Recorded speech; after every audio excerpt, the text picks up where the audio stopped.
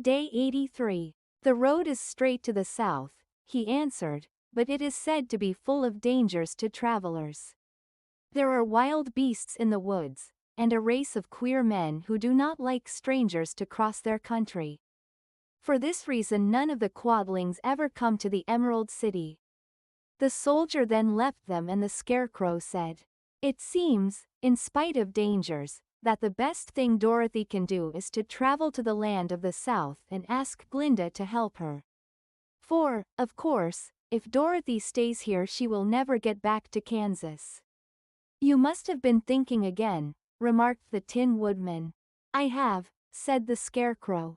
"I shall go with Dorothy," declared the Lion, "for I am tired of your city and long for the woods and the country again. I am really a wild beast, you know. Besides, Dorothy will need someone to protect her." "That is true," agreed the Woodman. "My axe may be of service to her, so I also will go with her to the land of the South." "When shall we start?" asked the Scarecrow. "Are you going?" they asked, in surprise. "Certainly. If it wasn't for Dorothy I should never have had brains. She lifted me from the pole in the cornfield and brought me to the Emerald City. So my good luck is all due to her, and I shall never leave her until she starts back to Kansas for good and all." "Thank you," said Dorothy gratefully. "You are all very kind to me. But I should like to start as soon as possible." "We shall go tomorrow morning," returned the Scarecrow. "So now let us all get ready, for it will be a long journey." Chapter 19. Attacked by the Fighting Trees. The next morning Dorothy kissed the pretty green girl goodbye. And they all shook hands with the soldier with the green whiskers, who had walked with them as far as the gate. When the guardian of the gate saw them again he wondered greatly that they could leave the beautiful city to get into new trouble.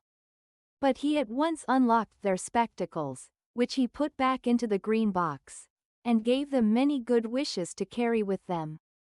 "You are now our ruler," he said to the Scarecrow, "so you must come back to us as soon as possible." "I certainly shall if I am able," the Scarecrow replied, "but I must help Dorothy to get home, first." As Dorothy bade the good-natured guardian a last farewell she said, "I have been very kindly treated in your lovely city, and everyone has been good to me.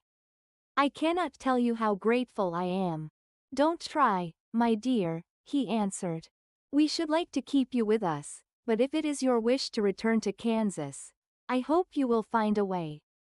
He then opened the gate of the outer wall, and they walked forth and started upon their journey. The sun shone brightly as our friends turned their faces toward the land of the South. They were all in the best of spirits, and laughed and chatted together. Dorothy was once more filled with the hope of getting home, and the Scarecrow and the Tin Woodman were glad to be of use to her. As for the Lion, he sniffed the fresh air with delight and whisked his tail from side to side in pure joy at being in the country again. While Toto ran around them and chased the moths and butterflies, barking merrily all the time. "City life does not agree with me at all," remarked the Lion, as they walked along at a brisk pace. "I have lost much flesh since I lived there, and now I am anxious for a chance to show the other beasts how courageous I have grown." They now turned and took a last look at the Emerald City. All they could see was a mass of towers and steeples behind the green walls, and high up above everything the spires and dome of the Palace of Oz. "Oz was not such a bad wizard, after all," said the Tin Woodman, as he felt his heart rattling around in his breast. "He knew how to give me brains, and very good brains, too," said the Scarecrow.